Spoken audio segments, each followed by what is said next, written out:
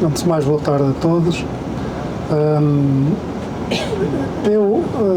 Pediram para, o Rui pediu para eu falar sobre a bairrada porque, não sei se me estão a ouvir lá atrás, porque eu sou bairradino, foi só por isso, não por meu particular conhecimento.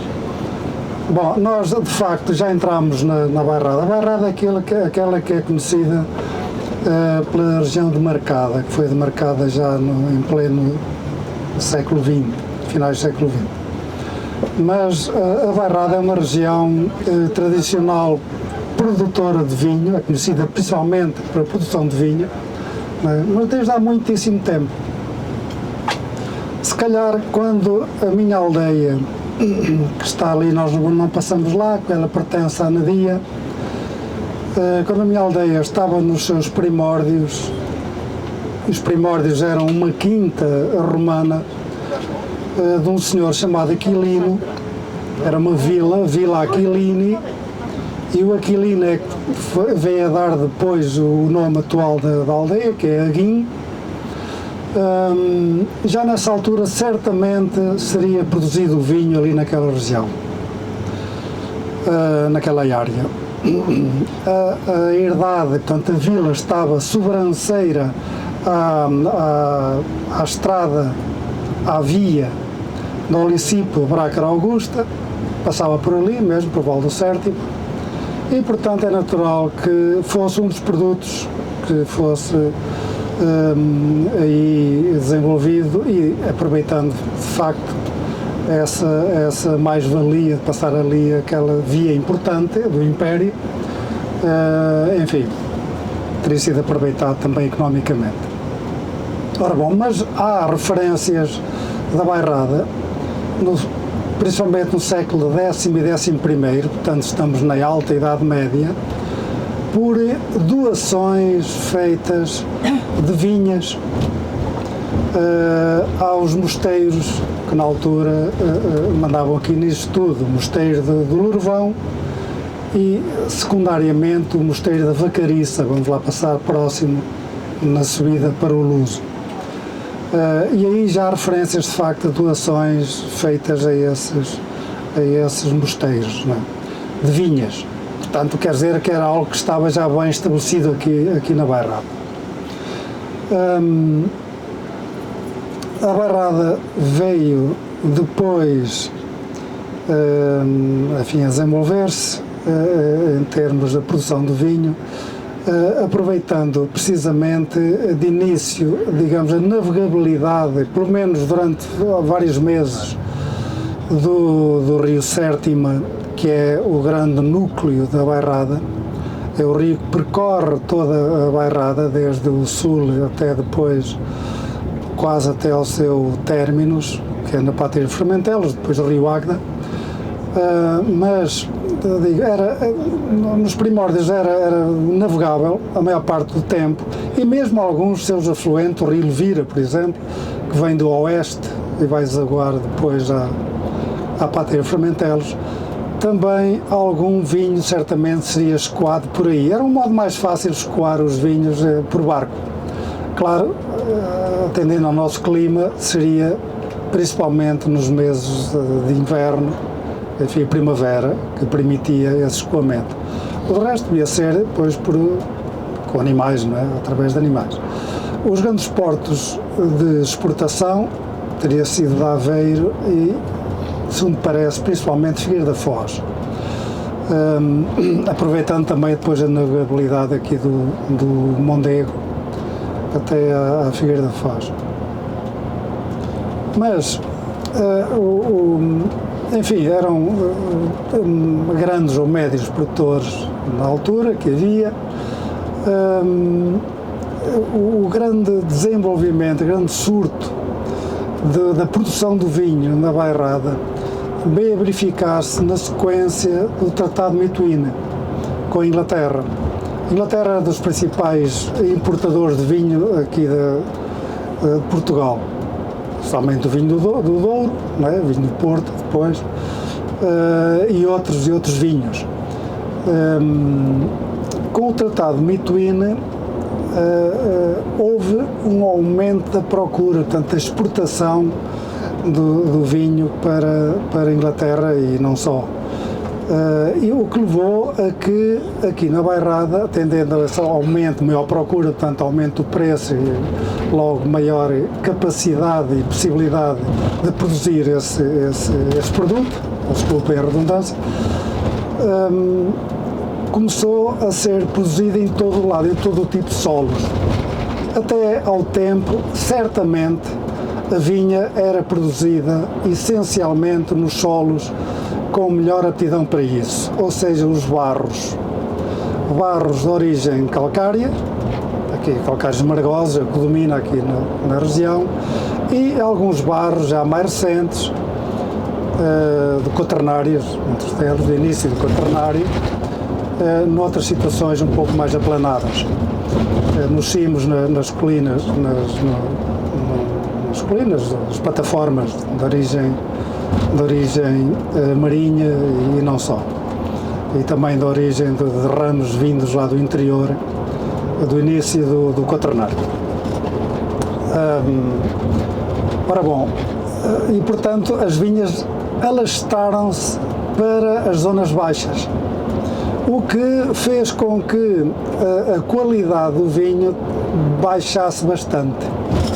Ora, isso foi um dos motivos que levou a que poucos anos depois, o Tratado de Mituíno foi em 1703, mas poucos anos depois, 1765, se me parece, 56 ou 65, agora posso estar enganado na data, o Marquês de Pombal mandou arrancar todas essas vinhas que estavam implantadas nas zonas baixas. Por exemplo, aqui estamos já no vale, na planície do Sértima, acabámos de passar ali assim na ponte, e portanto tudo isto passou a produzir, que dava um vinho muito, muito fraco. Já vou falar um pouco sobre os vinhos, as castas, mas ele mandou arrancar isso e mandou, em vez da produção do vinho, que fossem produzidos cereais, que era aquilo de que o país era carente, portanto carenciava. Chegou-se a dizer na altura que o Marquês de Pombal mandou arrancar todas as vinhas da Bairrada. Não, isso é mentira. Manteve, de facto, ou permitiu que fosse produzido nas áreas boas, de bons solos para vinhas. Boa exposição, especialmente a exposição sul, este e oeste, e solos próprios para isso, os solos barrentos, como eu disse. Porque a casta que dominava aqui, ainda domina, que é a vaga, é uma casta de amadurecimento tardio. E, portanto, como aqui o clima, os verões são relativamente amenos ou amenizados pela nortada, que entra aqui pelo Vale do Sértima, nós temos aqui o Sértima mesmo à esquerda, faz com que a temperatura não se eleve demasiado e, portanto, faz com que, de facto, a maturação não seja tão precoce como é noutras regiões, como, por exemplo, no Douro, no Dão, enfim, no Alentejo, etc. E, portanto, só nas boas exposições é que, de facto, se produziu o bom vinho. Pronto. Ora bem, morto Dom José, vem a sua filha, Dona Maria I, e claro, quer dizer, contradisse quase tudo aquilo que o Marquês de Pombal tinha feito. As pessoas aqui na Bairrada revoltaram-se muito porque estavam habituados a ter aqueles lucros, enfim, apesar de ser baseados em vinho relativamente fraco, mas que lhes dava lucro porque era exportado. Ela permitiu que fosse novamente produzido onde quisessem. Bom, claro que isso passado muito pouco tempo, com o aumento da exigência dos importadores, especialmente os ingleses, que vinhos relativamente mais fracos, e também pela política deles em Inglaterra, para evitar que houvesse o abuso do álcool por parte dos ingleses, que sempre gostaram bastante, aliás, como se nota agora, não é?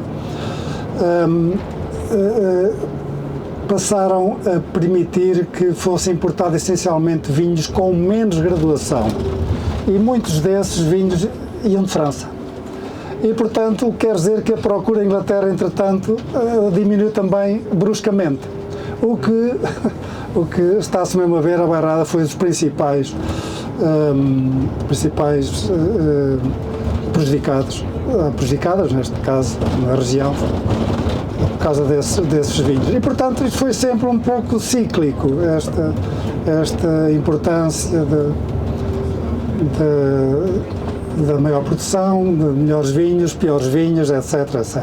Bom, entretanto, nós já estamos na Meilhada, que digamos é um dos grandes centros produtores, já passámos ali próximo das Caves de Messias, uma das caves importantes aqui da Bairrada, que eu já falarei sobre isso, mas, entretanto, durante o século XIX, e para abreviar um pouco, começam a aparecer doenças nas vinhas, em primeiro o oídio, que se descobriu rapidamente que podia ser tratado à base de enxofre, e assim começou a ser feito, o que quer dizer que em termos dos vinhos naturais, sem levar nenhum químicos e tal, acabou-se.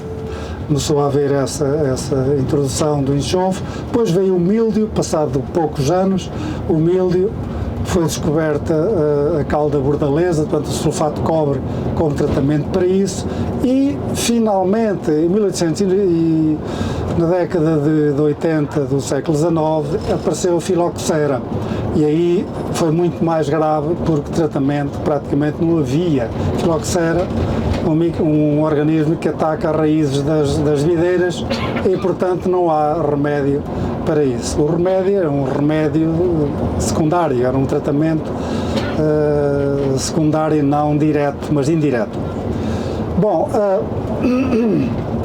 aquilo que foi um grande mal para as vinhas cá no país e também para a Bairrada, morreu a maior parte das vinhas, morreram, como aconteceu no Douro e etc. noutras regiões.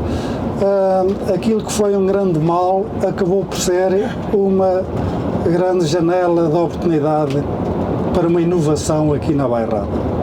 Em 1990, o engenheiro Tavares da Silva, da Estação Vitivinícola, na altura chamava-se outra coisa, agora não interessa, da Nadia, com um grande produtor que tinha umas caves já da Nadia também, da família Alegre, foram à França para ver como é que eles estavam a resolver o problema da filoxera. E percorreram algumas regiões de França, nas quais foram à região da Champagne, que digamos que é o limite norte ecológico da produção da vinha. E aí descobriram que a Champagne já transformava o vinho naquilo que é conhecido agora, a Champagne, né? Reparem aqui as vinhas que temos agora aqui em termos de paisagem. Isto não dá para, no tempo não dá para falar tudo com calma, ainda por cima com o problema que houve. Mas estas são das últimas grandes manchas de vinha que há aqui ainda nos barros. Agora vamos deixar os barros em definitivo. Bom, mas descobriram que as castas que usavam lá para a produção da champanhe eram muito parecidas com a baga. Casta ácida, de maturação também difícil, por isso é que os frades a transformaram, né? O vinho que se estragava muito facilmente, transformaram-no assim daquele modo para poderem ter vinho para rezar as missas, né? Na Champagne. E então eles, regressados cá a Portugal, tentaram fazer o mesmo que eles tinham feito lá em França, com a baga, e depois não só, pois há outras castas brancas, que é a champanização do vinho. Portanto, um vinho tipo champanhe, vinho espumante. E, segundo parece, teria sido aqui na Bairrada que primeiro se produziu o espumante natural cá em Portugal. Pronto. E isso levou depois à expansão de várias caves, enfim, especializadas na produção do espumante natural, tipo champanhe. Pronto, e agora é muito conhecido todos esses vinhos que há aqui na Bairrada. Nós já passamos aqui agora já para os arenitos, da base mesozoica, portanto deixámos já os calcários e estamos numa das terras ainda da Bairrada. É curioso que o meu sogro, sendo daqui de uma aldeia logo aqui ao lado, era dali daquela uma aldeia, dizia, lá na Bairrada, é curioso, não se considerava da Bairrada praticamente, ele era de lado de uma aldeia, ao pé da minha, mas casou-se aqui, e dizia, vocês lá na Bairrada, eu achei sempre isso estranho, porque estamos na Bairrada de facto, porque a Bairrada termina ali, nos contrafortes da Serra do Saco, e nos contrafortes da Serra do Caramulo, todo este alinhamento montanhoso, digamos, a sua base é o términus leste da Bairrada. E do lado oeste termina a Bairrada com o términus dos Barros e dos, assim, principalmente Barros, e com o aparecimento das areias eólicas da Gândara, e não é por acaso se chama Gândara, que é terras pobres, arenosas, enfim, pobres em termos de solos. E portanto, digamos, em termos naturais, a Bairrada é limitada a este e a oeste por estes dois eventos geomorfológicos. As areias a oeste, areias eólicas das dunas, e aqui assim os contrafortes do Saco. Praticamente termina aqui, digamos aqui. Estamos a entrar nos xistos, acabou-se a Bairrada. Aqui assim a separação entre os xistos e os geranitos. Entramos no maciço antigo, já não é Bairrada. Bom, mas em pleno século, por exemplo, em pleno século XIX, 1860 e tal, 67, o António Augusto de Aguiar, que foi ministro, e além de outras coisas, delimitou a região aqui da Bairrada, o que é que era para ele a região da Bairrada. E então achava que havia três grandes áreas aqui na Bairrada. Uma área central para a produção daquilo que ele chamava o vinho de embarque, que era o vinho melhor, e começava ali mais ou menos na área da Meilhada, um pouco a sul da Meilhada, até à minha aldeia, até a Guim, e um pouco até aqui, não até aqui à Serra, mas um pouco mais para o ocidente, Travasso, Barro, nós passámos ali em baixo, e de lá até à subida para aquela plataforma, portanto até o lado ocidental do Val do Sértimo. E era o vinho tinto de embarque, era essa região, pequena regiãozinha. Depois, imediatamente a norte, considerava que havia uma outra sub-região, que era do vinho branco de embarque, portanto vinho de qualidade, branco mas de qualidade. Aqui até Mugoflores, um pouco a norte da Nadia e mais nada, e praticamente com a mesma largura também, com a mesma longitude, digamos assim. E depois, em torno disto, vinha o resto da Bairrada, que para ele ia até próximo de Coimbra, até Oliveira do Bairro, Cantanhede e tal, que era o entorno para o chamado vinho de consumo, que ele chamava o vinho de consumo. Portanto, vinho já não tanta qualidade. Portanto, reparem que ele considerava, ele que era um químico, enólogo, etc., portanto, ele sabia do assunto. E pediram-lhe para fazer um estudo sobre a vinha e os vinhos cá em Portugal, o Fontes Pereira de Melo. E portanto definiu assim a Bairrada na altura. Claro que isso foi mais ou menos depois aproveitado já em 1979, quando finalmente vai ser demarcada a região da Bairrada, em termos vinícolas, obviamente. Então aí, claro que começam a entrar aí alguns outros interesses para além das condições, digamos, naturais e de castas, alguns interesses, por exemplo, de um grande produtor de vinhos de Águeda, a norte da Águeda, que, sendo deputado na altura, puxou a região da Bairrada até Valongo do Voga, arrancada, enfim, por aí para essa área, imediatamente a norte da Águeda.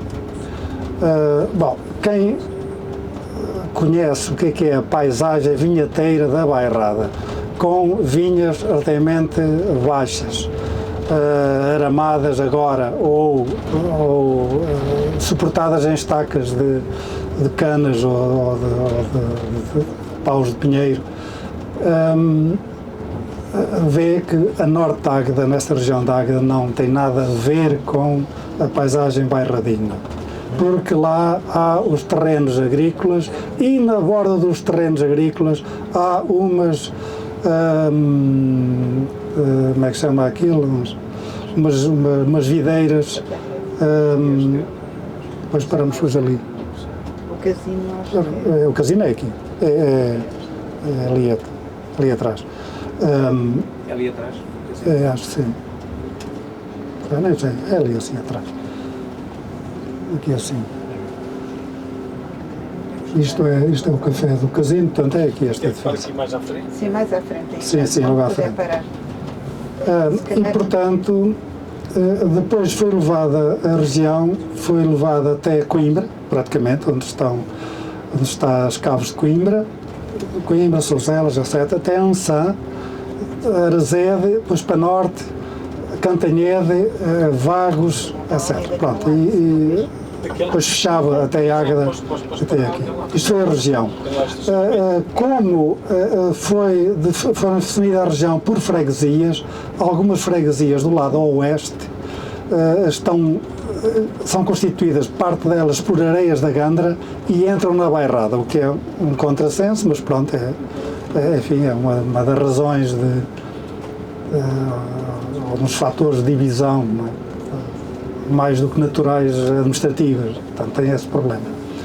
E portanto chegámos então à tal região que temos agora da Bairrada, caracterizada pelas suas castas, precisamente pela sua casta tinta, que foi muito combatida durante muito tempo, mas que felizmente teve alguns seus grandes defensores, entre os quais um muito conhecido, Luís Pato, um dos grandes produtores de vinho, exportador para a Inglaterra, e outras castas que entretanto foram introduzidas e que vieram melhorar, digamos, o vinho aqui da Bairrada. Também castas brancas, o Arinto, a Maria Gomes, o Bical, etc. E and so on. Agora, And so on. falar sobre castas nunca mais acabava. Bom, e agora estamos no Luso. Estamos no Luso. Falta. Desculpa. Não, estamos no Luso e vamos iniciar aqui a visita com um encontro aqui no casino. Agora estava previsto para as 3 horas, portanto estamos dentro do horário. Portanto vamos para esse encontro.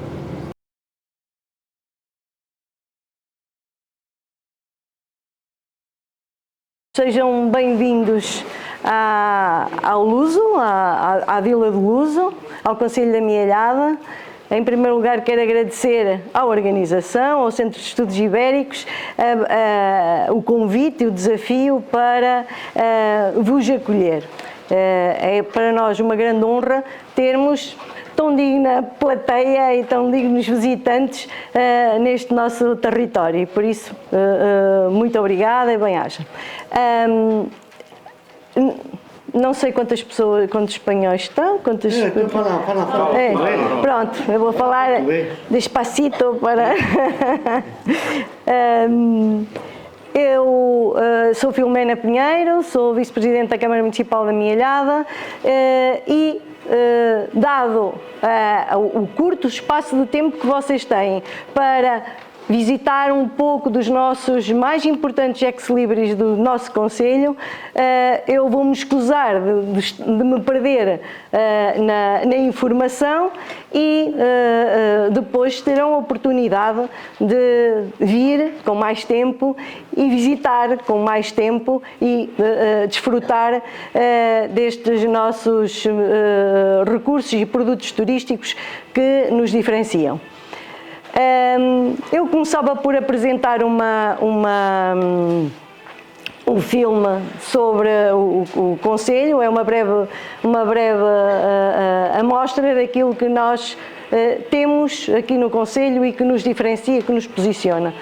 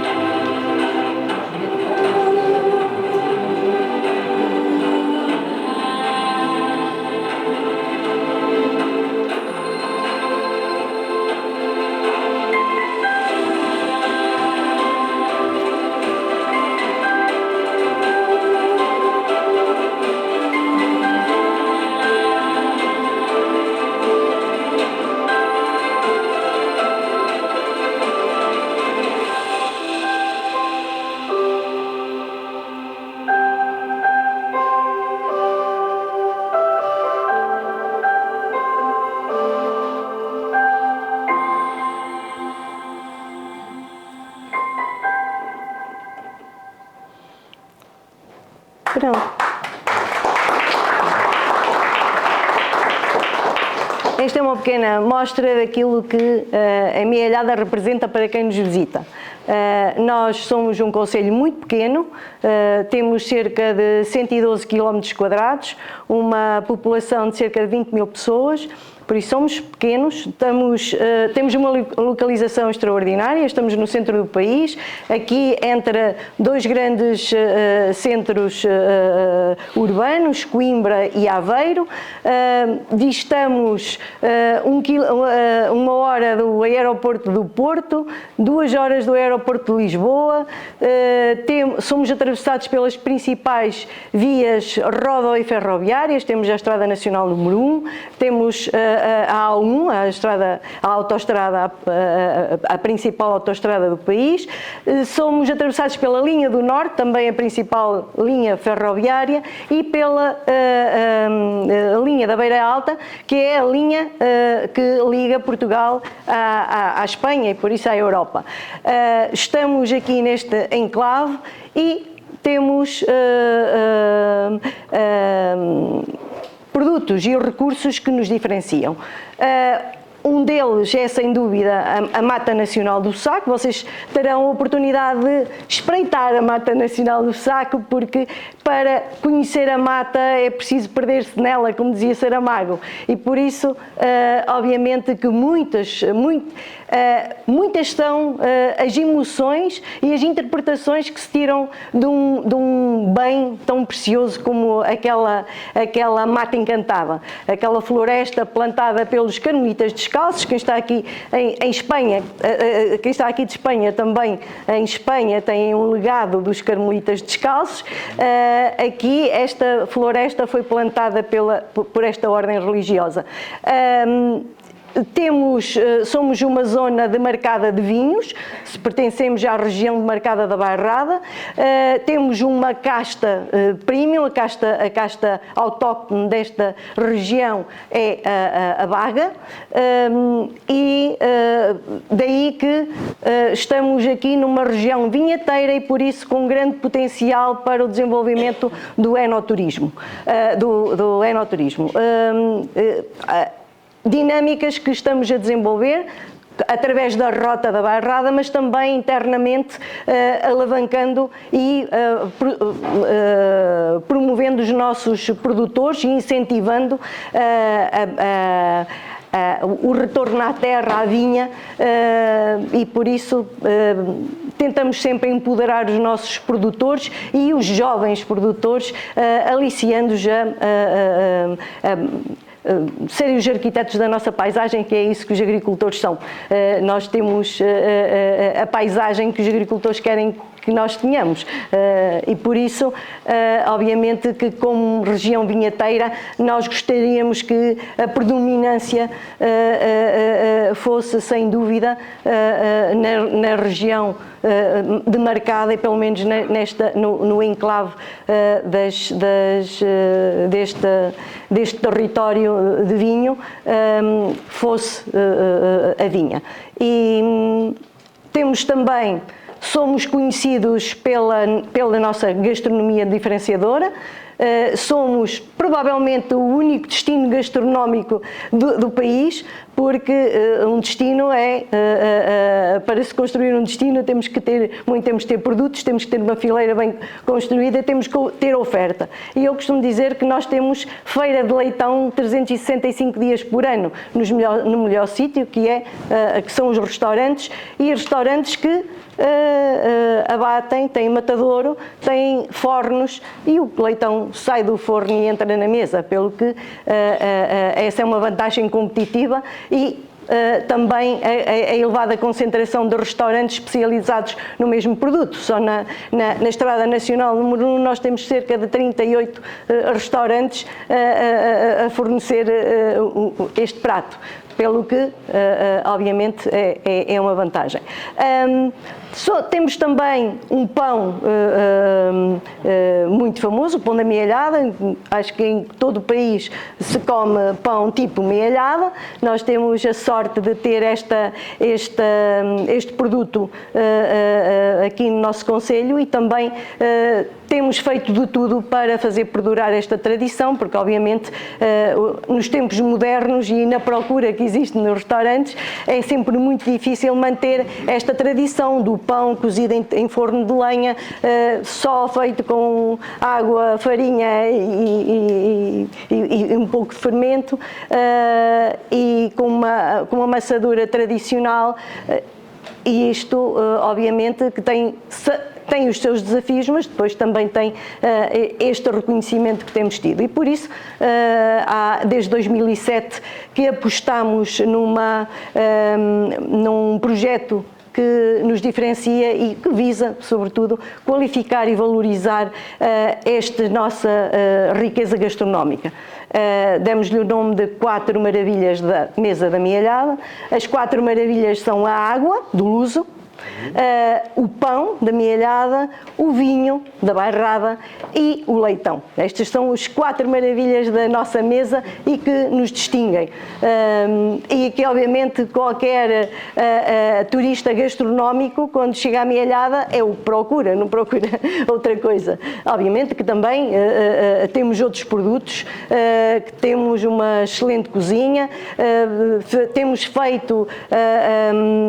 feito um grande esforço para preservar a tradição e incentivar a que, por todo o concelho, consigamos ter outra oferta com base naquilo que são os produtos tradicionais, os produtos que fazem a história do nosso concelho e da nossa região, da região da Bairrada. Obviamente que quando nós falamos em destino turístico, estamos a falar num conceito mais alargado. Costumo defender que nós somos Bairrada e somos Mondego Saco, também uma marca turística que que estamos a desenvolver, lançámos há cerca de 1 ano e meio, sensivelmente, e que une Mortágua, o concelho de Mortágua e de Penacova, neste desígnio que é a defesa do bussaco enquanto recurso muitíssimo valioso, e juntar-lhe, obviamente, um Mondego, porque estamos aqui a 6 km do Mondego e temos consciência de que o turista não quer saber qual os limites geográficos de um concelho, quer conhecer os produtos turísticos que no fundo distinguem determinada região, pelo que as mais-valias, os produtos que Mortágua e Penacova juntam a esta oferta da Mielhada tornam-nos muito mais poderosos e ajudam-nos a alcançar aquilo que são os objetivos de qualquer destino turístico. Baixar a sazonalidade e, obviamente, aumentar a estadia na região. E é nisso que estamos a trabalhar e que estamos a apostar fortemente. Como viram também, o bussaco só por si engloba uma série de produtos turísticos, e por isso é que eu estava a dizer que para vir ao bussaco tem que se ficar e conhecer, porque nós temos turismo de natureza com uma diversidade de fauna e de flora única. Temos também património cultural, porque juntamos a toda aquele edificado, o palácio, o próprio museu do bussaco, mas também todas as ermidas que contam uma história e contam a história do nosso país, mas também a história do desenvolvimento desta região. Turismo militar, porque o bussaco foi palco do princípio do fim do Império de Napoleão. Foi no bussaco que se deu uma das principais batalhas que ditaram o fim do Império de Napoleão.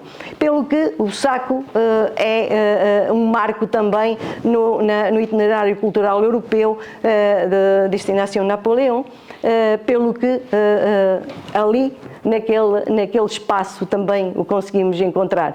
Turismo religioso, porque a Mata do Bussaco encerra a única réplica da Via Sacra de Jerusalém, com os mesmos passos da Via Sacra de Jerusalém, pelo que é também e num ambiente de bosque, de mata. E vocês vão ter a oportunidade de conhecer um bocadinho, porque queremos que vocês conheçam, abram o apetite dos nossos produtos e depois venham com a vossa família, com mais tempo para desfrutar. Nós também somos destino cultural, temos investido muito em oferecer, e porque também o turismo vive da animação turística e cultural, temos tido a preocupação de investir num programa cultural diversificado, atrativo, que sirva aos diferentes públicos. Obviamente, alavancado pela existência cultural que existe no nosso concelho, porque nós temos inúmeras associações, coletividades culturais, desde clubes de cinema até folclore, passando pelo teatro, pela dança, pela música. Temos diariamente atividades que depois também nos ajudam a alavancar esta nossa pretensão de criar atratividade no nosso território, mas também empoderar a nossa comunidade e fazer preservar aquilo que nos é identitário.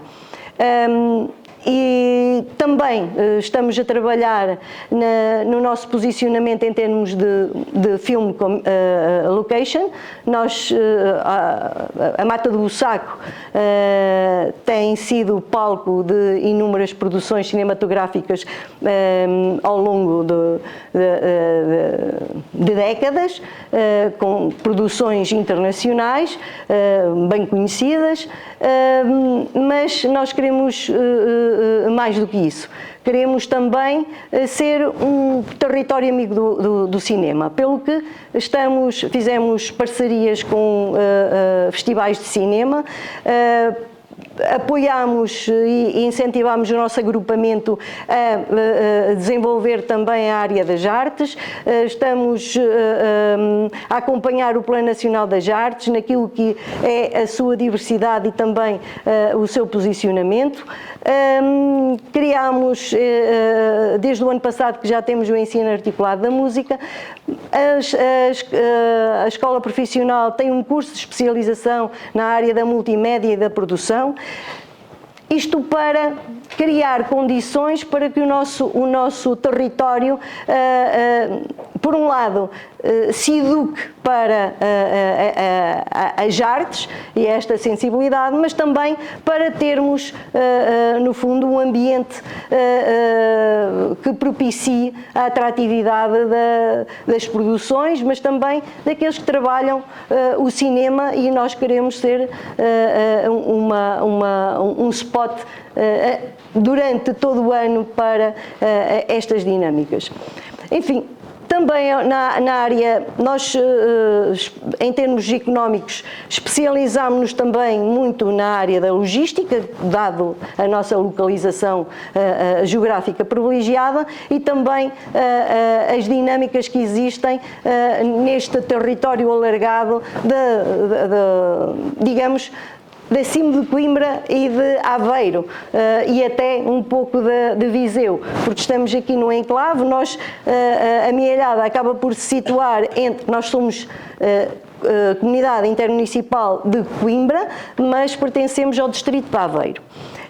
Mas estamos na fronteira com o distrito de Coimbra e com o distrito de Viseu, pelo que a nossa cultura também é muito feita desta influência, porque acabamos por beber e por ser influenciados pelas dinâmicas que existem em todo este território alargado. Temos empresas com especialização de ponta, temos muitas empresas gazela, temos o orgulho de também fazermos parte do turismo industrial, porque as primeiras cerâmicas que existiram no país estiveram localizadas na Pampilhosa e Gaia, na altura, mas também a indústria ligada à ferrovia, porque tínhamos as oficinas dos caminhos de ferro portugueses e, obviamente, nunca esquecendo a Sociedade Água do Luso, porque é um exemplo de turismo industrial, tem visitas guiadas, hoje é um exemplo de boas práticas. A Água do Luso foi premiada com medalha de ouro mundial pelo 10º ano consecutivo, pelo que obviamente que isto também são pilares que nos honram. Para não falar, obviamente, da nossa festa rainha, que é o Carnaval. Temos o Carnaval luso-brasileiro. Também foi aqui que nasceu o Carnaval luso-brasileiro, por influência dos estudantes brasileiros que estavam na Universidade de Coimbra, e hoje temos mais de 1.200 pessoas diariamente a trabalhar Carnaval, mas esta população é exponenciada porque, obviamente, que atrás de cada um dos elementos que está diretamente ligado ao Carnaval temos indústrias, famílias, amigos que são arrastados também para esta dinâmica e que nos têm também orgulhado. Temos 4 escolas de samba com os projetos culturais que também têm sido reconhecidos em termos nacionais, e isso também é uma bandeira para nós. Obviamente que temos ainda muita coisa para fazer. Queremos melhorar o acolhimento e a visitação. Tivemos a nossa prioridade durante as últimas décadas foi investir no bem-estar da comunidade. E no fundo, todo o investimento foi feito nesse sentido, porque se nós não temos atratividade nem produto turístico digno, se não promovermos a coesão territorial e a coesão social. Eu não posso ter um spot de grande desenvolvimento e ao lado ter a população mal. Por isso o nosso investimento foi sempre primeiro nas necessidades da comunidade e depois desenvolver aqueles ícones que para nós são diferenciadores e cujo posicionamento nos proporciona também essas vantagens competitivas. O Dr. Rui Jacinto conhece bem porque ajudou-nos também a construir esta estratégia ao longo de muitos anos e tem sido essa a nossa aposta. Agora, temos condições pelos equipamentos que temos, pelas infraestruturas que temos e pelos níveis de desenvolvimento social, económico e ambiental para passarmos a outro patamar. O patamar do alindamento, o patamar do puxar o lustro, é nisso que agora vamos apostar. Já temos vários projetos desenvolvidos e prontos a lançar, outros já estão lançados. Um deles é toda a reabilitação desta zona central do Luso, toda esta parte do morro, o cineteatro é propriedade do município. Nós temos já projetos, aliás o projeto do cineteatro vai ser lançado dentro de pouco tempo, já foi lançado aqui a zona central e a breve trecho teremos um uso mais digno para vos receber. Dizer-vos também que em termos de, esqueci-me, pronto, não... desportivo, nós também somos um pilar para sobretudo para o desporto nacional, mas também internacional. Aqui no Luso nós recebemos estágios de várias equipas, desde o futsal até ao futebol, de várias seleções nacionais e internacionais. Nós somos, no fundo, o centro de estágios do hóquei em patins, da patinagem artística, do futsal, tudo isto na seleção nacional, nas seleções nacionais destas modalidades. Somos procurados, temos um centro de estágios, somos procurados para o desenvolvimento de vários derbys internacionais, pelo que também nos especializamos em termos de alojamento, ou preparámos-nos para acolher esta população que tem necessidades diferenciadas, mas graças também ao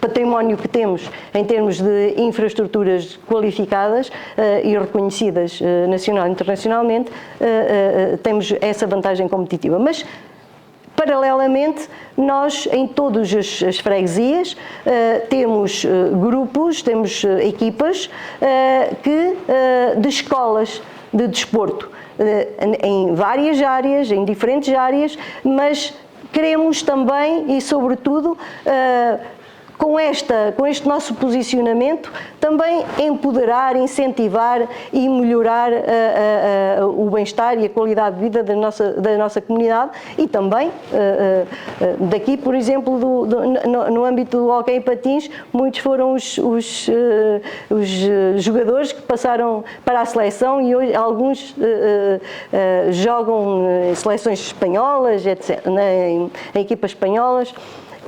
Isto para referir que todas estas apostas têm sempre como base a comunidade.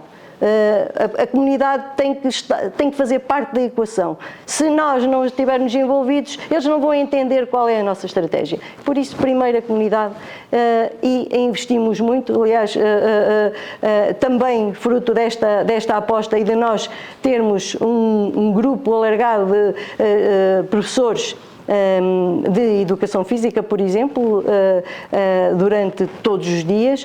Isso permite-nos também desenvolver vários programas de desporto para os séniores, desporto para as crianças, para os mais novos, de desporto nas IPSS, nos jardins de infância. Esta sensibilidade para a vida ativa, porque mais importante do que ser um bom atleta para nós é que tenhamos uma comunidade saudável. E é nisso que nós também apostamos todos os dias e temos sido também reconhecidos por isso e é público esse reconhecimento. Do mesmo modo, a aposta na educação ambiental. Nós, para termos um concelho amigo do turista, temos que investir nele, mas também, obviamente, nos 3 pilares da sustentabilidade nós temos trabalhado desde há muitos anos, isto não é de agora, porque a sustentabilidade está na moda, não. Nós começámos em 2005 com atividades de enriquecimento curricular na área do ambiente e cidadania para todas as crianças do primeiro ciclo, e isto numa altura em que começavam atividades e nós apostámos também nesta atividade, no sentido também de consciencializar e educar as nossas crianças, os futuros motores do desenvolvimento do nosso concelho. Eu penso que, de uma forma mais leve, fiz uma resenha daquilo que é o concelho. Venham, visitem, estejam atentos e voltem. Voltem sempre. Nós estamos comprometidos a melhorar a vossa visitação, a qualidade da nossa oferta turística, neste âmbito também alargado, com os nossos municípios vizinhos. Nós temos, a bairrada vai da Serra ao mar e nós costumo dizer que na Mealhada somos todos bairradinos nas épocas baixas, mas no verão somos todos gandareses, porque corremos todos para o mar, que está a 28 km de distância. E por isso, obviamente, quando falo para alguém que nos queira visitar, não estou a falar dos limites do meu concelho, estou a falar desta região que tem muito para mostrar e está de braços abertos para vos receber. Obrigado. Obrigado.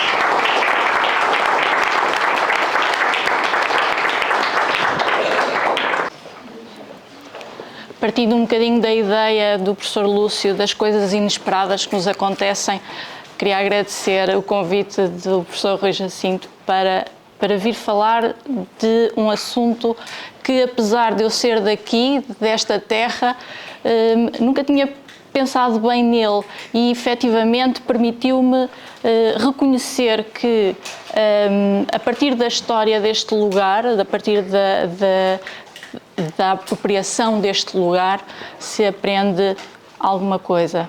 Eu percebi que esta terra nasce da água. Nasce da água muito a partir desta noção do recurso que nasce aqui nas serras do Bussaco, das nascentes deste recurso natural que brotam das fontes que existem aqui no Luso. Umas notas muito breves, porque já sei que temos um tempo limitado e o tempo é uma coisa preciosa. E gostaria apenas de contextualizar este equipamento que torna o Luso um destino de bem-estar, de saúde e de beleza. A primeira nota, e não posso deixar de o fazer, é geográfica, porque é incontornável não falar do Luso sem referir a Serra do Bussaco, precisamente porque é nela que é a origem deste recurso que é valioso para as termas e das nascentes, que de resto já desde os romanos que eram reconhecidas como águas de boa qualidade, e relembro que os romanos passaram aqui, obviamente, porque este era um local estratégico dentro da Península Ibérica, ao nível da localização. De referir ainda que nesta primeira nota geográfica devo referenciar que, como o professor Campar também já disse há pouco, estamos aqui perto da Coria, que também tem outras termas que são complementares a esta do Luso. Portanto, aqui num território muito reduzido, muito limitado e muito perto um do outro, temos dois equipamentos que fazem serviço complementar a partir deste recurso da água. E Val da Mó também, mas aqui mais referenciado à questão da bairrada e das termas. Portanto, é um território muito vocacionado para esta valência do bem-estar e da saúde e da beleza. Sendo, inclusivamente, o Luso comparado com a Sintra da Beira e ainda a Evian portuguesa. Portanto, referências que muito também nos orgulham. Depois, deixar apenas algumas notas de cariz histórico, até para enquadrar a evolução da dinâmica urbana aqui desta terra, que principalmente ao nível da sua estrutura urbana, a partir precisamente da história dos banhos do Luso. E aqui era precisamente aqui que eu gostava de começar, porque apesar do topónimo Luso presumivelmente vem do verbo latino ludere, que alude ao brincar, ao divertir e até ao brilhar. Mas embora não haja essa confirmação do ponto de vista histórico. Em todo o caso, o Luso foi também um ponto de referência geográfico quando havia, para localizar o mosteiro da Vacarissa, que fica aqui relativamente perto e que o professor Campar também já teve a oportunidade de referir, nas crónicas dos ermitas de Santo Agostinho. Portanto, o Luso era um ponto geográfico importante para referenciar um mosteiro que tinha valência própria. E isto é importante em termos de localização e de territorialização do lugar.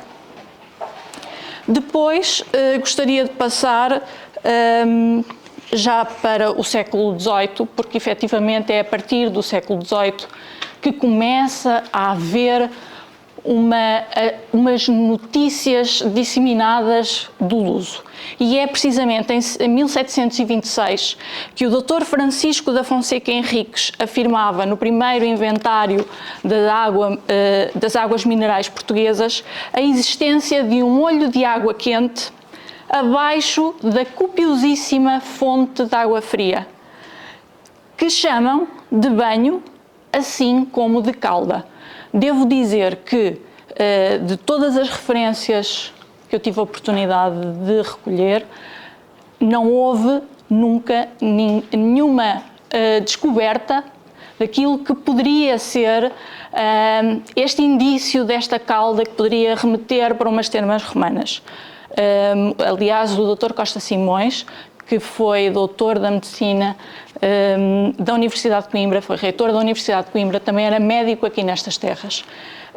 Ele próprio refere nos seus escritos que nunca foi encontrado nada e eles dedicaram-se a tentar descobrir se havia algum indício dessa possibilidade. Em todo o caso, em 1775, o Dr. José António de Moraes, que era médico assistente aqui na Lameira de São Pedro, aqui uma terra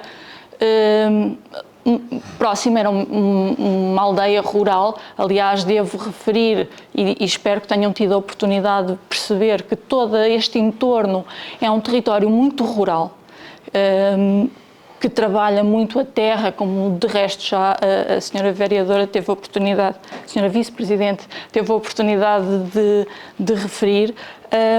Este médico assistente enviava os seus pacientes com doenças cutâneas para os banhos de luso e pelos vistos tinham bons resultados.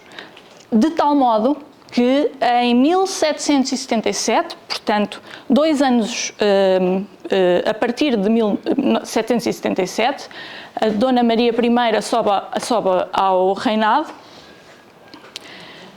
e aparentemente, ouvindo estes rumores que já circulavam pelo território, atendendo a uma grave moléstia que a acometia, resolveu vir experimentar e parece que também teve muitos bons resultados nestas famosas águas dos banhos do luso.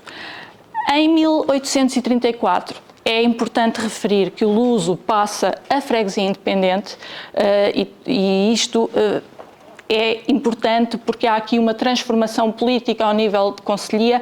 Em 1836 a Meilhada vira concelho, em 1838 a Câmara, 2 anos depois de ter sido constituído o concelho, de ser delimitado e definido, a Câmara da Meilhada começa a estudar uma forma de melhorar as instalações dos banhos de luso, porque já estavam a ser mais usados e mais procurados pelas populações. Em 1850 há a ideia de constituir uma sociedade para as águas do luso e o Dr. Costa Simões realiza as primeiras análises à água e percebe que as águas têm muito boa qualidade e apresenta um projeto para efetivar o melhoramento dos banhos de luso. E é em 1852, e se virem nas garrafas de água do luso que temos aqui disponibilizados, esse ano está registado porque é quando há efetivamente a constituição da Sociedade para os Melhoramentos dos Banhos de Luso, que no fundo é a gênese daquilo que é a Sociedade das Águas do Luso. Esta constituição desta sociedade é feita a partir dos donativos reais, atendendo ao histórico que a própria rainha tinha beneficiado de ter aqui garantido melhorias da sua saúde, e também com empréstimos que a própria Câmara faz para conseguirem ter o financiamento para a construção desse equipamento com melhores qualidades, com melhor qualidade e com melhores infraestruturas. Em 55 é finalizado o balneário e o relatório de contas deste ano é bastante interessante porque faz a constatação daquilo que é considerado a água um bem público. E eu gostaria de ler uma breve passagem porque realça precisamente esta noção da água como um bem público. E diz assim: uma empresa do vulto da nossa, toda formada por esforços de particulares, completamente desajustada do governo e, o que é mais ainda, sem a mais leve ideia de auferir lucros, é coisa rara e é, porventura, a primeira em Portugal. Eu devo referir que esta passagem que está no relatório de contas da sociedade refere-se particularmente à questão de que todos aqueles que não tinham condições para pagar as entradas, se apresentassem um atestado de pobreza, que era assim que se chamava na altura, entravam, tinham os tratamentos e não pagavam. Portanto, para assinalar esta questão precisamente do bem público acessível a todos. Gostaria de apenas realçar que em 1867 há uma nota no catálogo da Exposição Mundial de Paris sobre as águas do Luso, sobre os banhos do Luso, e é a partir deste momento que há aqui uma dinamização do conhecimento das águas e dos banhos do Luso a nível mundial.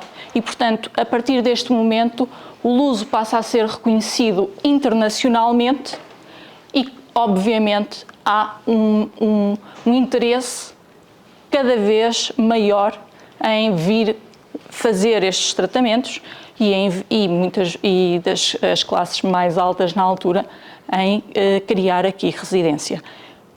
De tal modo que começa a dinamizar, de facto, o potencial deste assentamento inicial e que começam efetivamente a desenvolver a oferta do alojamento para os aquistas ou para os banhistas que vinham procurar no Luso as soluções para a sua saúde e geralmente para os problemas de pele.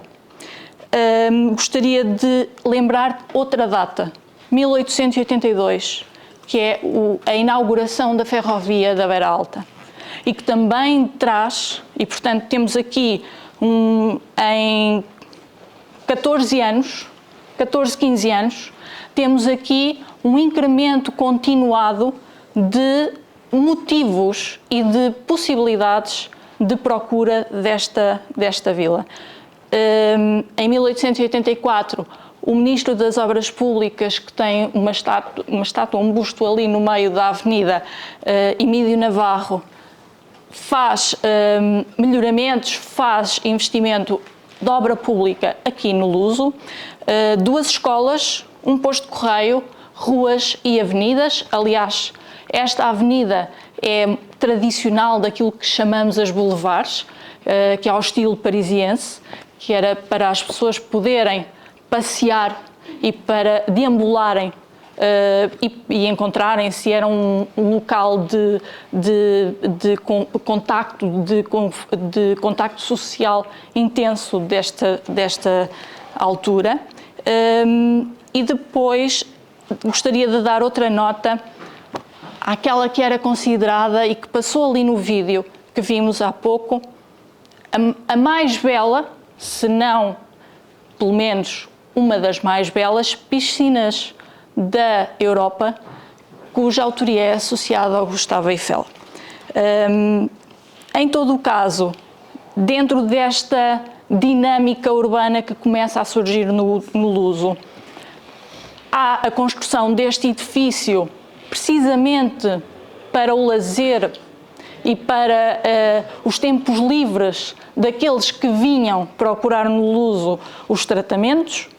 Portanto, há aqui já uma dinâmica de complementar há a parte da saúde e dos tratamentos, há a parte também do lazer e, portanto, toda esta lógica urbana, se repararem, como também já foi referido pela senhora Vice-Presidente, ali em cima na avenida estava o teatro e, portanto, era todo uma forma de estar das comunidades e das populações que vinham, que acorriam ao Luso para beneficiarem desta, no fundo, do banho do Luso, que beneficiava e que potenciava a parte do bem-estar, da saúde e da beleza. Eu acho que vou ficar por aqui. Muito boa tarde a todos. O meu nome é Catarina. Vou explicar-vos aqui um bocadinho, fazer uma explicação muito breve, porque sei que também tem o tempo um bocadinho curto e também está muito calor aqui. Só como é que funcionam as termas e quais são as indicações terapêuticas. Se por acaso depois tiverem alguma curiosidade que queiram saber, depois podem questionar no final, está bem? Pronto, vou começar aqui por este lado. Esta parte não é a principal parte das termas, não é a área principal das termas, mas estamos a começar aqui precisamente porque está aqui a primeira buvete termal. Este buvete, que agora é um monumento, não é, que existe aqui no nosso espaço, era o primeiro local onde se bebia a água nas termas de Luso. Na altura era muito frequente as buvetes serem no exterior e esta buvete era na galeria exterior das termas, não era dentro do edifício. Depois, mais ou menos no início do século XX, que foi criada um outro balneário termal e ela foi recolocada nesse balneário termal que funcionava nas instalações perto do Grande Hotel, no exterior. Mais tarde essas instalações foram desativadas e ela depois foi recolocada aqui, mais recentemente, só para poder ser apreciada. Portanto, ela não tem neste momento a função de buvete, as pessoas não bebem água aqui porque aqui também não há água, mas é só mesmo para se poder apreciar. Este local também é o túnel, portanto dá acesso ao túnel de ligação ao Grande Hotel. O Grande Hotel e as termas, apesar de não serem a mesma entidade, têm um acordo, uma parceria, e os utentes que ficam no Grande Hotel têm a facilidade de virem já preparados para os tratamentos do próprio quarto, não têm mais privacidade, não têm que estar a trocar-se aqui nos nossos balneários, mas vêm já preparados para os tratamentos diretamente do quarto para aqui, não vêm pela rua. Aqui as nossas termas, agora falando um bocadinho da parte terapêutica, estão indicadas para doenças dos rins, reumático e musculoesquelético, doenças circulatórias, doenças respiratórias, também doenças metabólicas e doenças de pele. As 4 principais é a respiratória, a renal, a reumática e musculoesquelética e a circulatória. Para fazer tratamento, qualquer pessoa para estas patologias tem sempre que fazer consulta médica com os nossos médicos. Após consulta é que as pessoas iniciam depois então o programa de tratamentos, que geralmente é no mínimo uma semana. Pode ser 2 ou até 3 semanas, mas o mínimo tem que ser sempre uma semana. Além das termas, temos também a parte de spa, para quem não tem nenhum problema de saúde, nem quer fazer consulta médica, simplesmente para fazer uma massagem, um duche. Também temos um circuito termal com piscina, sauna, várias experiências termais. E temos também a parte da fisioterapia, que funciona autonomamente, mas também complementa a parte das termas. Não sei se tem alguma questão até aqui. Pronto, só para falar também um bocadinho da água. A nossa água termal nasce da água da chuva que se infiltra na Serra do Bussaco, depois devido a uma barreira geológica que existe no Luso, ela emerge em vários pontos do Luso.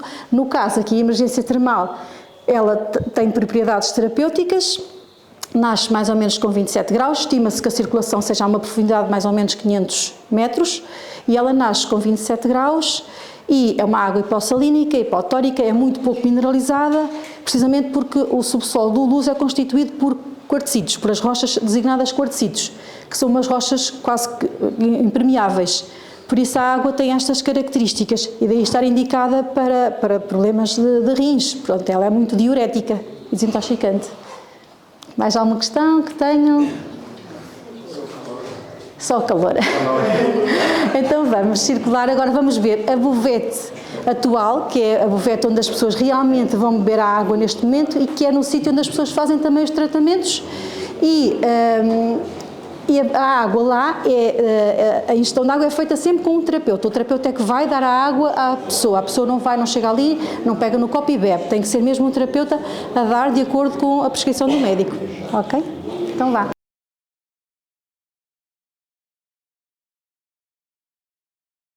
Então, neste momento estamos aqui na buvete atual, na buvete que é utilizada mesmo para a ingestão da água. A ingestão da água aqui nas nossas termas é um dos principais tratamentos, designado hidropenia. Só pode beber água quem faz consulta médica.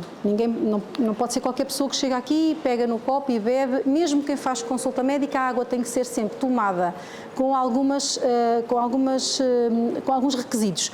Ou seja, a pessoa não pode estar a fazer a digestão, tem que estar ou em jejum ou tem que ser pós-digestão, que pode ser 2 horas após o pequeno almoço ou 3 horas após o almoço. E tem que ser de acordo com a prescrição médica, sempre ministrada por um terapeuta. O terapeuta é que vai cá dentro da buvete, pega no copo das pessoas que normalmente está aqui. Os copos de termas são copos com graduação.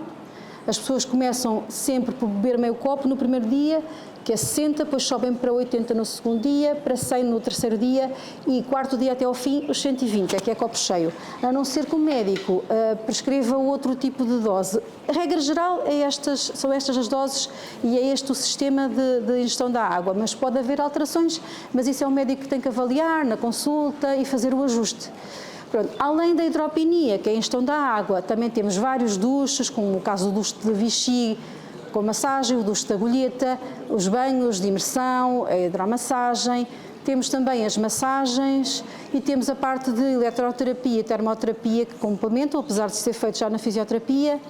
Temos a hidrocinesiologia em piscina termal, que não é esta piscina que nós vimos, é uma piscina que é muito bonita e lamentamos muito, mas não conseguimos vê-la agora porque ela está em utilização. Foi um projeto também do gabinete do Gustavo Eiffel, que tem uma arquitetura muito bonita. Essa piscina é utilizada só para tratamento terapêutico com prescrição médica. Isto na parte das termas, pronto, são essencialmente os banhos, os duches, a hidropenia, as massagens e a parte dos agentes físicos.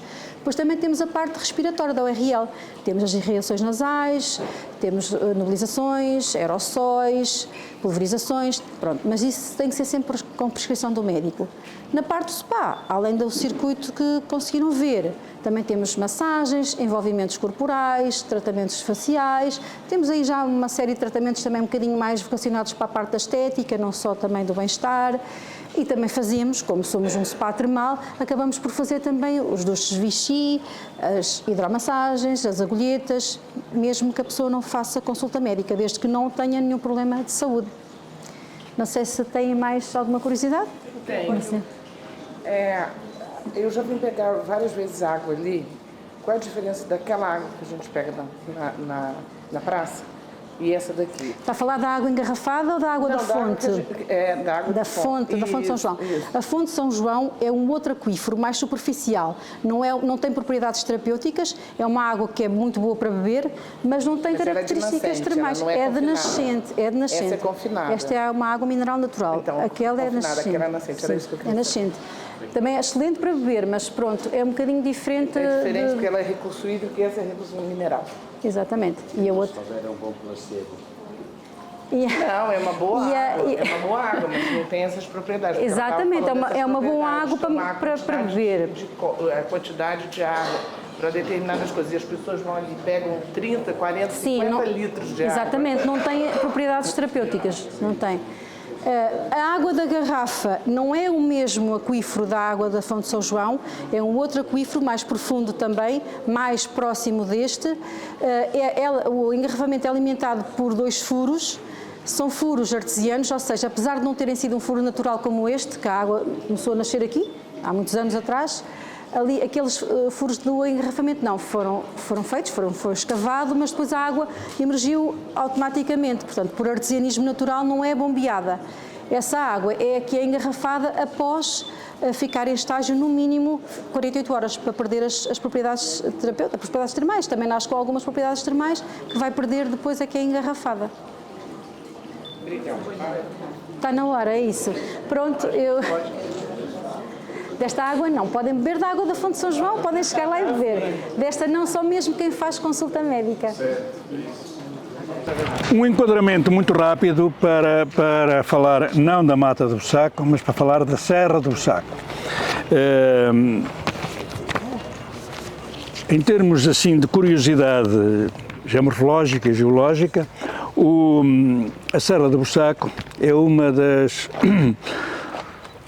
muitas serras portuguesas que está associada a afloramentos de rochas quartzíticas, que são rochas que no contexto regional, no contexto geológico, contexto que envolve, digamos assim, um maciço esférico, ou seja, o conjunto de rochas paleozoicas e antepaleozoicas, são rochas relativamente resistentes. E sendo rochas relativamente resistentes, depois o trabalho erosivo faz com que elas sejam salientes. 2 ou 3 ideias. Essas rochas estão aqui representadas neste mapa, um mapa que anda por aí a circular, por esta cor verde escura, que traça aqui uma série de alinhamentos de direção sensivelmente noroeste-sudeste. E estes alinhamentos são, como disse, rochas quartzíticas que pertencem ao período ordovícico. Portanto, já estamos praticamente a meio, ou digamos até já mais do meio do Paleozoico. Estas rochas formaram-se no momento em que a Terra não tinha a configuração atual. No momento em que a Europa e a África estavam ligadas ao Brasil, para a América do Norte, etc, etc. E por isso, nós, inclusivamente, hoje utilizamos esses dados, utilizamos essa informação para fazer, por exemplo, propaganda comercial, propaganda turística, como é, por exemplo, a chamada Rota dos Apalaches. A Rota dos Apalaches, os Apalaches estão lá na costa oriental da América do Norte, e nós utilizamos-la aqui para promover, por exemplo, uma rota pedestre aqui na Serra de Moradal, que é, a Serra do Bussaco é esta, ou melhor, o alinhamento do Bussaco, que tem a Serra do Bussaco, a Serra das Atalhadas e que vai até à Serra da Lousã, aos Penedos de Góis, tem aqui um outro esquema paralelo, ou um outro alinhamento paralelo, que é a Serra de Moradal, que se chama exatamente, ou melhor, onde foi estabelecida uma rota pedestre, uma grande rota, que é a Rota dos Apalaches Pangeia. Pangeia era o nome que as pessoas da geografia sabem, ou as pessoas mais ligadas à ciência da Terra sabem isso, desse continente que juntava, portanto, as terras imersas antes da abertura do Atlântico. Durante o Mesozoico e durante o Cenozoico, à medida que o mar, neste caso o Atlântico, foi abrindo, e vamos ficar só pelo Atlântico, estes relevos foram sendo arrasados e foram sendo aplanados e foram ficando salientes em relação aos relevos encaixantes, que eram talhados em rochas menos resistentes à erosão. Normalmente, neste contexto, normalmente em xistos. E, portanto, a Serra do Bussaco é, no fundo, o quê? Um alinhamento, ou pertence a um alinhamento de quartzitos mais antigos, que foram arrasados e aplanados durante já o Mesozoico, digamos assim, que estão cortados por falhas de sentido sensivelmente perpendicular às cristas ou sensivelmente norte-sul, e, portanto, é este o contexto geológico que faz com que nós possamos entender melhor a Serra do Bussaco. Como? Porque a Serra do Bussaco está parcialmente coberta por um conjunto de rochas que estão aqui com verdinho, aí nos vossos mapas com verdinho mais clarinho, que são rochas do Mesozoico, são rochas do Cretácico, são rochas arcósicas, bem feito agora vale mesmo, que são rochas que materializam relevos relativamente planos e que cobriram tudo isto antes de, já para os finais do, não do Mesozoico, mas já para os finais do Cenozoico, a grande orogenia alpina que ergueu os Alpes, quando a Europa bateu na África, ou a África bateu na Europa talvez, e portanto e fez crescer os Alpes, portanto tudo isto acaba por ficar descontinuado do ponto de vista topográfico e dá origem a esta serra. Basicamente é isto. O que é que eu poderia dizer mais para servir de introdução depois a quem tem que falar? A seguir, gostemos ou não, queiramos ou não, esta é uma das primeiras serras que o ar marinho, o ar chuvoso, que as nuvens, digamos, encontram quando vêm do mar para a terra. E por isso isto tem aquilo que nós chamamos um clima, um topoclima, um clima muito particular, que se calhar, mas depois a conversa virá a seguir, embora a Mata do Bussaco, ou melhor, a Floresta do Bussaco, não seja verdadeiramente uma floresta autóctone, como já nos foi dito hoje, aproveita muito das características locais, não é? Das características climáticas e de outras que depois alguém que saiba um bocadinho mais disto pode explicar melhor. Sim, vou ser muito rápido. Boa tarde a todos e a todas. Sejam muito bem-vindos à Mata Nacional do Bussaco. Percebi que temos pouco tempo, porque se tivéssemos tempo estaríamos aqui com certeza um dia e com certeza que havia coisas que ficariam para trás, não conseguiríamos dizer. Portanto, nós estamos num espaço excepcional, como o professor Dr. Lúcio acabou de dizer. É um espaço que tem 105 hectares sensivelmente morados, onde temos umas características, por estarmos tão próximos da costa, que fizeram com que a gente tenha neste espaço árvores, umas delas que foram cá colocadas pelos homens que cá viveram, outras que se desenvolveram cá, que tem uma mata, portanto, única e com características únicas. Aproveitando este espaço e aproveitando também tudo aquilo que se pensava que se podia aqui vir a construir, construiu-se aqui um deserto carmelita, que dá toda a história da mata até aos dias de hoje. Começamos em 1628, que o nosso arqueólogo Rui vai falar convosco já sobre o assunto, e dizer que depois é tudo aquilo que foi feito com o aproveitar desta gente, destes homens que trabalharam aqui, homens, que, portanto, uma ordem religiosa puramente masculina, que fez pontes, que fez fontes, que fez a construção do convento. O restante é posterior e o Rui vai-vos já dizer porquê. E dizer, portanto, temos aqui muita história. Como aqui a doutora Liliana, a primeira coisa que nos disse é que só tinha um quarto de hora. Eu não posso falar muito mais disto, só dizer-vos venham cá sempre que puderem, porque a mata é excepcional para visitar e para desfrutar da mesma. E obrigado por estarem aqui connosco. Rui, força. A Mata Nacional do Bussaco, como o professor Lúcio falou, tem uma particularidade já na sua constituição geológica e orográfica, na sua formação. No fundo faz uma crista e que permite que as neblinas matinais, hoje, por exemplo, de manhã podíamos ter assistido a esse fenómeno. Muitas das vezes as neblinas, não precisa de chover aqui na Mata Nacional, as próprias neblinas, mesmo nestes períodos mais quentes, fazem quase como uma chuva aqui no interior da mata, que vai mantendo sempre uma umidade constante nesta própria mata. Daí a própria característica que a mata, mesmo não a nativa, a mata exótica, que foi o fruto do trabalho desde o período de 1800 1950, 56, quando o antigo convento é extinto e é integrado no que era a Administração Geral das Matas do Reino, um instituto que preservava e controlava as matas nacionais, os baldios, tudo isto foi integrado nesse corpo.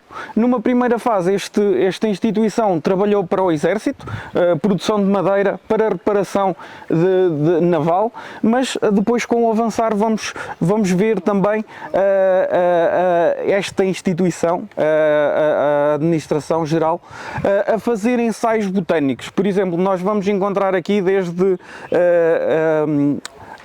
as sequoias oriundas da zona da Califórnia, araucárias, todo um leque de abetos, todo um leque de madeira que, no fundo, foi introduzido aqui para fazer experiências como é que esse tipo de árvore exótico se comportava no clima português e como é que era a sua adaptação e a qualidade das próprias madeiras. Ou seja, aqui na Mata do Bussaco fizeram-se inclusive zonas de plantação em linha, disperso, havia cantões, a mata estava dividida em partes e, de facto, é-nos dito por Ernesto Ferreira de Lacerda, foi um dos primeiros administradores da Mata do Bussaco, que tudo o que se plantava crescia muito bem e muito rápido. É muito curioso vermos esta afirmação. Ele era agrónomo, e então foi um dos responsáveis por a grande variedade que temos aqui.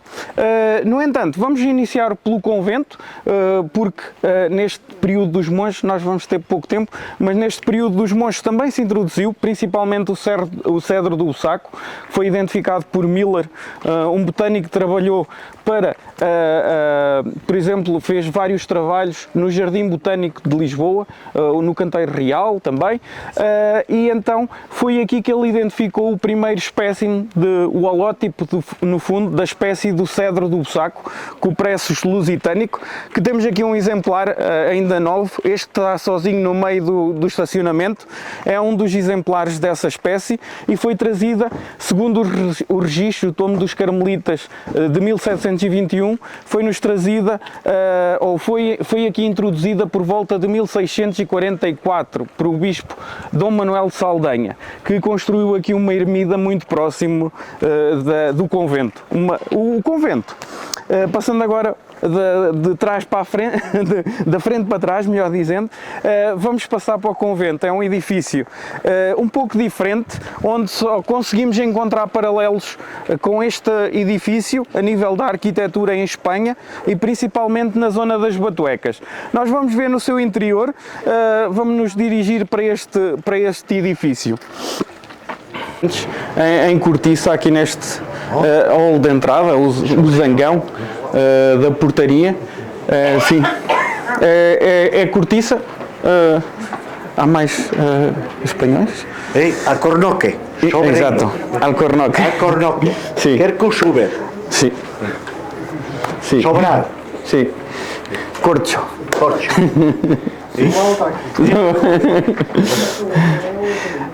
Aqui podemos ver um bocadinho da grande variedade de rochas que foram utilizadas também pelo homem, ou seja, a própria geologia da mata contribuiu para a utilização ou para a construção do convento. Temos os quartzos que o professor falava, o quartzo armoricano. Quartzita. Sim, o quartzito armoricano. Os conglomerados, que também surgem aqui nesta zona.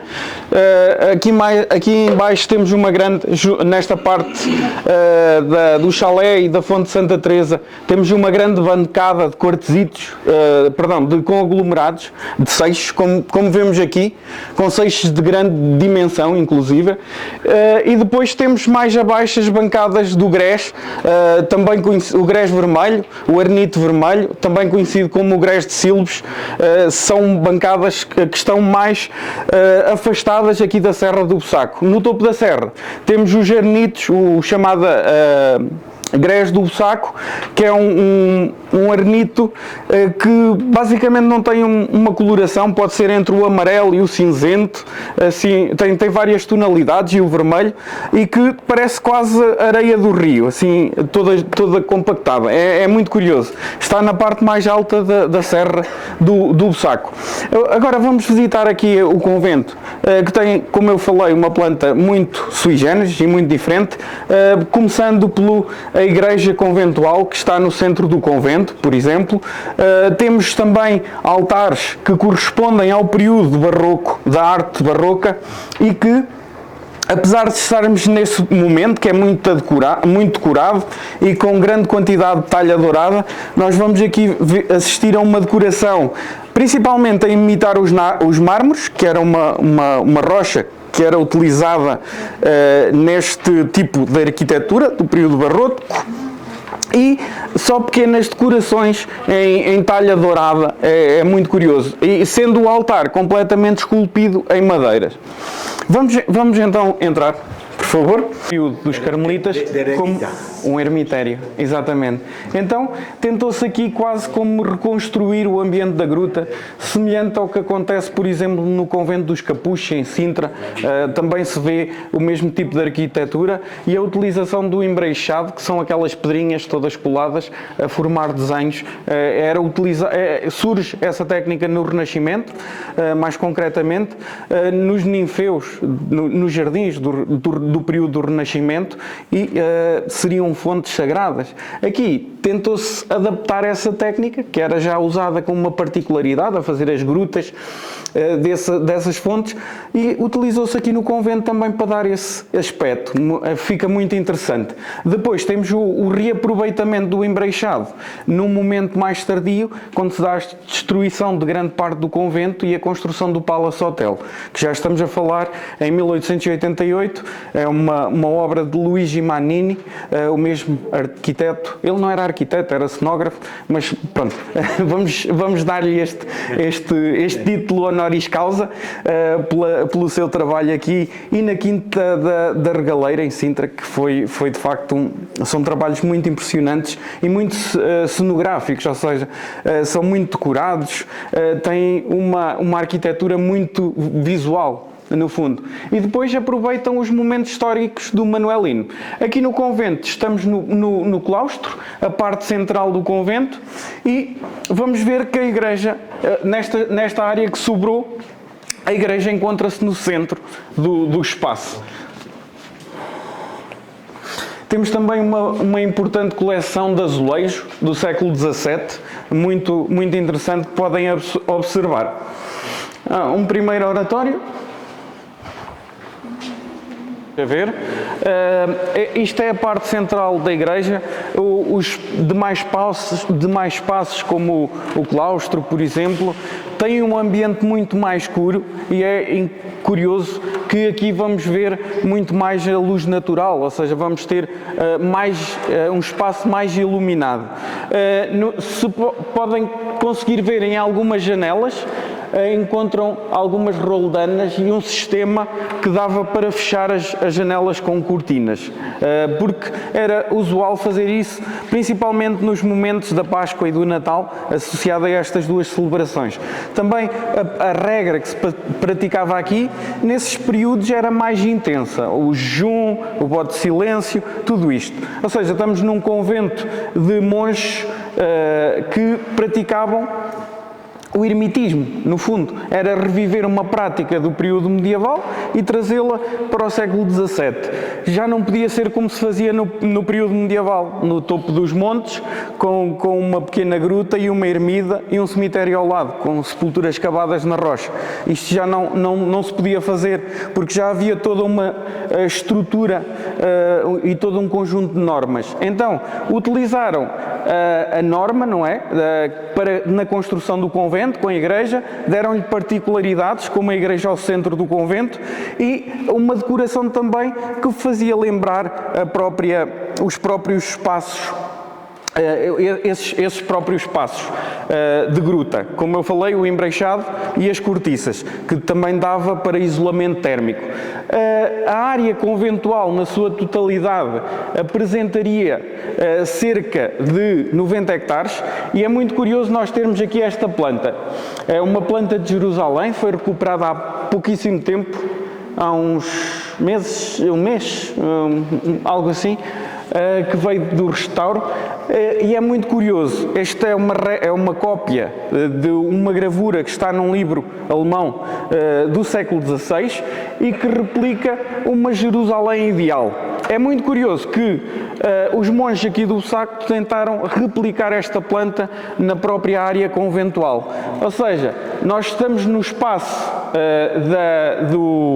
do convento, que seria associado ao espaço do templo, e depois à volta daqui do que é o convento, temos um conjunto de capelas, 22 no total, que vão replicar todos os espaços da Paixão de Cristo. Inclusive, tem elementos cénicos, como por exemplo a Fonte da Samaritana, que se encontra no percurso da Via Sacra, ou que definia a Via Sacra. Se calhar não é bom o termo, este é um termo muito moderno, isto seria mais uma representação dos sacrimontes italianos, estando a falar a nível da arquitetura, que está muito próximo com isto, muito próximo com esta arquitetura. E vamos ver que estes espaços se vão dispor ao longo desse percurso, em torno do templo, digamos assim, desta casa, e que vão tentar obedecer mais ou menos às mesmas distâncias. E outro ponto interessante daqui da Via Sacra, tal como no Bom Jesus de Braga, por exemplo, à medida que nos aproximamos da tragédia, não é? Do momento da tragédia, da morte de Cristo, também o caminho vai ficando mais difícil. Isto é muito visível aqui no Bussaco. Nesta parte da capela de Pilatos até à zona do Calvário, nós temos aproximadamente um desnível de 100 a 200 metros a nível de cotas, ou seja, estamos aqui nos 300 e passa quase para os 500 metros de altitude. É muito curioso e é uma subida bastante difícil. Um dia com mais tempo convido-vos a fazer este percurso.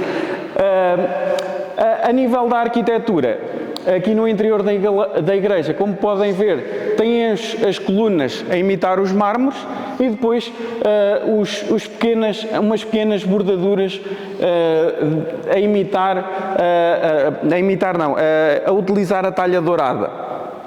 Trono eucarístico, o que nos indica um altar já possivelmente século XVIII, ainda não é um altar muito pronunciado, daí. É curioso que é uma particularidade da arte portuguesa, o trono eucarístico, que simbolizava a presença da divindade de Deus neste espaço, naquele espaço, melhor dizendo, e a escultura a quem é a representação a quem é consagrada a igreja e o convento, a Santa Cruz, sempre na parte central do altar-mor. Só para mais um destaque, aqui a pintura, a escultura do profeta Elias, seria como o inspirador dos carmelitas, melhor dizendo. E outra coisa curiosa na arte, também foi uma peça que foi restaurada e tem as pinturas originais. Se nós conseguirmos fazer um paralelo com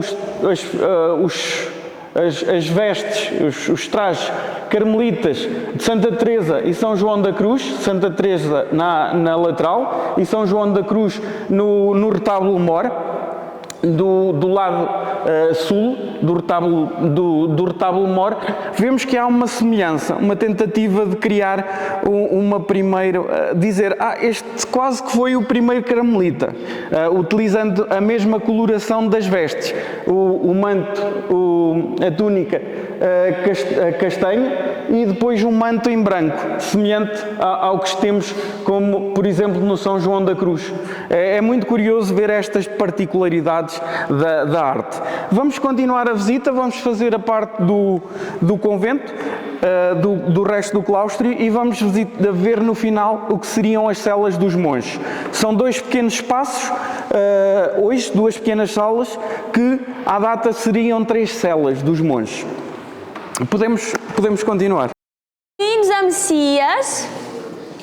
Muito bem-vindos, eu sou a Milena, vou ser a vossa guia juntamente com a minha colega Ana Maria, que está ali fora. Durante a visita podem tirar fotografias, tá bem? Só pedimos que não toquem nas garrafas, principalmente as que estão na cava dos espumantes, tá bem? Então, aqui temos 2 partes de visita. Primeiro, passamos pela cava de estágio prolongado.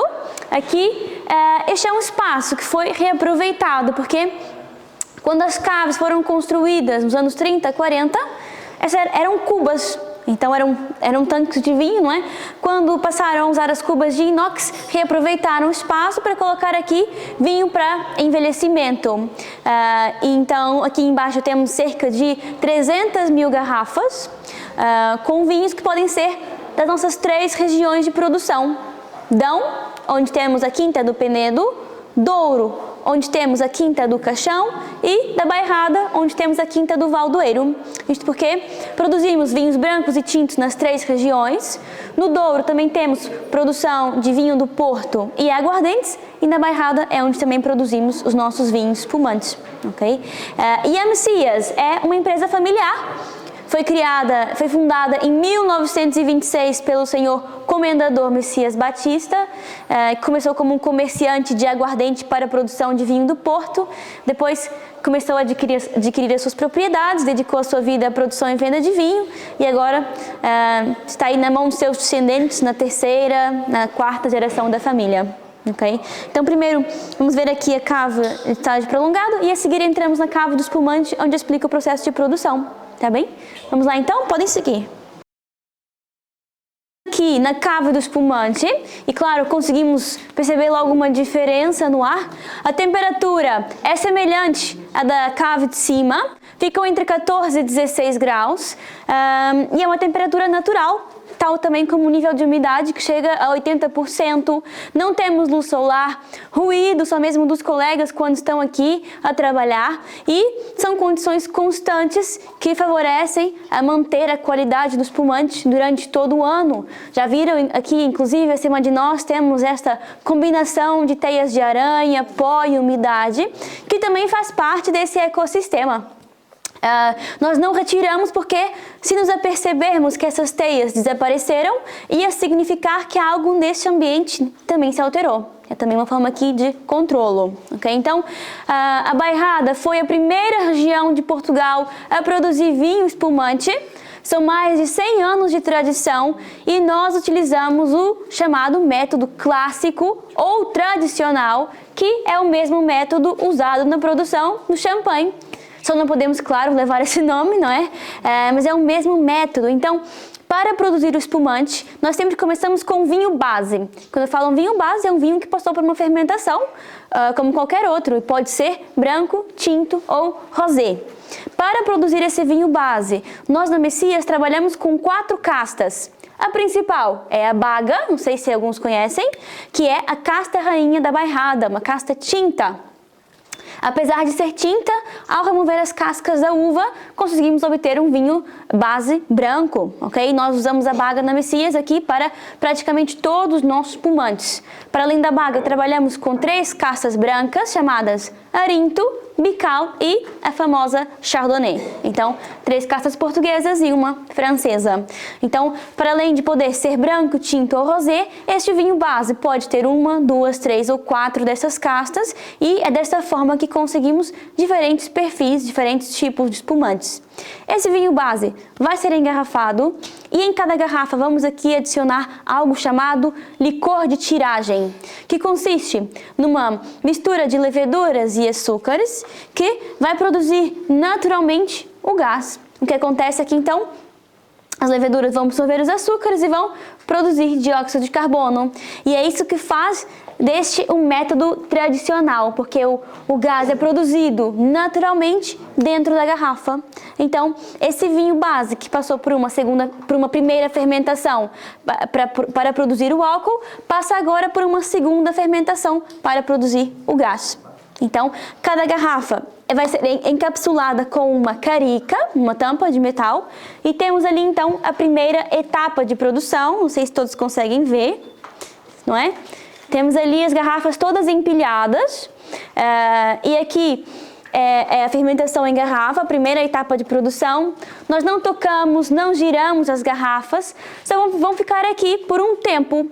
Quanto mais tempo ficarem, melhor vai ser a qualidade do espumante, porque ele vai ganhar mais complexidade de sabores e aromas, mas não só.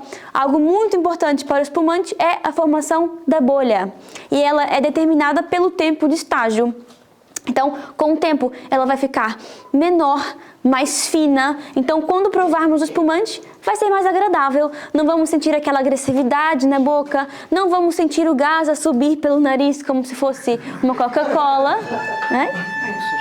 Tudo bem, é só o horário de saída. Pelo contrário, então, vai se formar uma mousse nos cantos da boca. Quando colocarmos o espumante na taça, vamos ver continuamente o cordão de bolhas, não é? Que até leva o nome, é a perlagem do espumante. Na Messias temos 10 tipos de espumantes, um é tinto,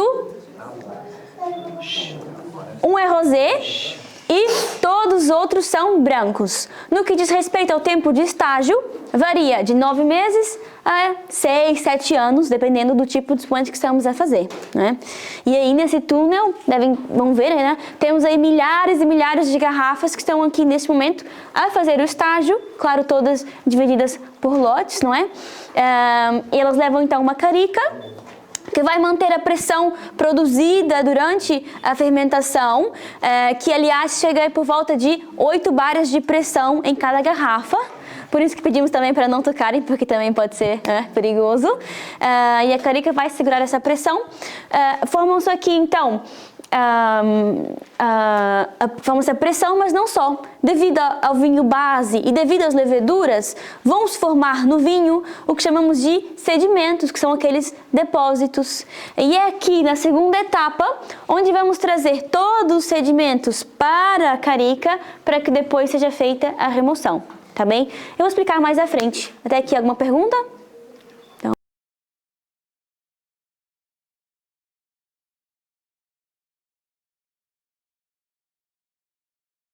Quero aqui mostrar, não é? Como eu disse, durante a fermentação em garrafa, são produzidos aqui uns depósitos. Todos conseguem ver? Sim, não é?